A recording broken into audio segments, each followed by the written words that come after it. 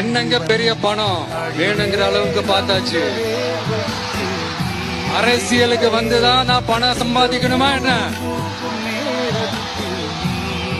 அதுக்கு கொஞ்சம் கூட அவசியமே இல்லை. எனக்கு எல்லாத்தையும் எல்லாமும் கொடுத்த உங்களுக்காக உழைக்கிறத தவிர எனக்கு வேற எந்த எண்ணமும் எந்த வேலையும் இல்லை.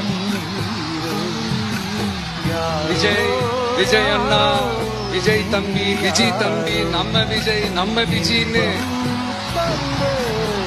என்னடா இந்த விஜய் தனியாளா இருப்பான்னு பார்த்தா எப்ப பாரு மக்கள் கடலாவே இருக்கிறானேன்ட்டு இந்த எதிரிகளுக்கு எல்லாம் தெரிஞ்சவன நம்மளை பத்தி கண்ணாபின்னான்னு பேச ஆரம்பிச்சிருக்கிறாங்க. அதாவது நான் மரியாதையா பேசினா கூட அதை தவறா எடுத்துக்கிறாங்கன்னா பாத்துக்கங்களேன்.